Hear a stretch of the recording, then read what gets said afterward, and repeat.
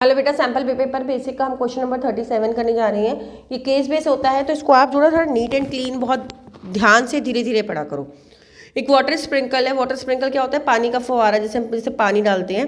इस device use to irrigate agriculture crop. वो agriculture crops को, लॉन को, लैंडस्केप्स को, गोल्फ कोर्सेज को, सब जगह पे जो है पानी देने के काम करा जाता है।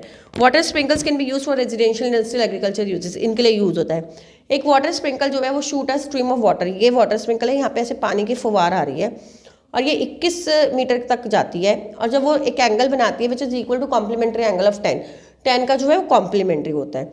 तो पहले हमारे को ये क्या बन रहा है? ये एरिया ऑफ सेक्टर बन रहा है। आर मुझे 21 पता है, लेकिन मुझे थीटा नहीं पता। थीटा लेकिन उसने मुझे क्या बोला है? कॉम्प्लीमेंट्री है। कॉम्प्लीमेंट्री एंगल कौन होते हैं? 10 plus theta is equal to 90। अगर 90 आ जाए तो theta is equal to 80 degree. अब वो बोल रहा है what is the area of sector in terms of arc length. Arc length का मतलब क्या होता है? वैसे एरिया ऑफ सेक्टर का फॉर्मूला होता है theta upon 360 into pi r square. और अगर आर्क लेंथ लूँ तो arc length into r upon 2। यही मेरा आंसर आ गया। आर्क लेंथ मतलब ये वाली आर्क 21 अपॉन 2। तो हम यहाँ पे क्या लिख सकते हैं? आर्क लेंथ को मैं एन ले सकती हूँ। आर की जगह मैं 21 लिख दूंगी अपॉन 2। ये मेरा यहाँ पे आंसर आ जाएगा। ठीक है बेटा। तो फिर अगर हम क्वेश्चन नंबर 37 का सेकंड पार्ट करें तो एरिया ऑफ सेक्टर निकालना है। ये 80 डिग्री जो कि मैंने आपको पहले सिखाया था। तो थीटा की जगह मैं 80 लिखूंगी, पाई की जगह पाई, 21 जो है मेरा आर दिया हुआ है। इसको मैं सॉल्व करूंगी, मेरा 98 पाई मीटर स्क्वायर आएगा। ठीक है। अब वो कह रहा है कि रेडियस बदल दी है हमने। अगर आप देखेंगे केस बेस में तो उसमें रेडियस जो है इस बार 28 हो गई है। तो कोई बात नहीं, हम थीटा अपॉन 360 रखेंगे इंटू पाई आर स्क्वायर रखेंगे। और क्या कहते हैं, हमें यहाँ पे एरिया ऑफ सेक्टर हमारा जो आया था वो 98 पाई आया था। मुझे क्या निकालना है? थीटा निकालना है। तो थीटा की जगह मैंने थीटा लिखा, सब कुछ मैं इधर ले आई, थीटा मैंने यहाँ छोड़ दिया। तो मेरा थीटा की वैल्यू कितनी आ गई? 45 डिग्री आ गई। ठीक है।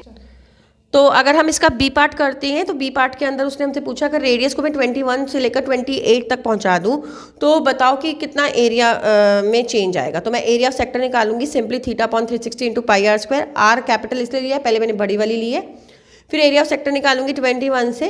ठीक है। फिर इंक्रीज इन एरिया का मतलब है बड़े वाले में से स्मॉल वाले को माइनस कर दूंगी। जो कॉमन होता है कॉमन निकाला, यहाँ ए स्क्वायर माइनस बी स्क्वायर का फॉर्मूला लग जाएगा मेरा। ये सॉल्व होकर मेरा आ जाएगा 239.55 मीटर स्क्वायर। ठीक है बेटा। बस करना क्या है आपको, क्वेश्चन बहुत ईजी था, सिर्फ क्वेश्चन को बहुत केयरफुली पढ़ना है और हर पार्ट का आंसर देना है। ठीक है। आई होप बेटा आपको समझ आया। प्लीज़ मेरे चैनल को सब्सक्राइब करिए, लाइक करिए, शेयर करिए, कमेंट करिए, खूब सारी मेहनत करिए।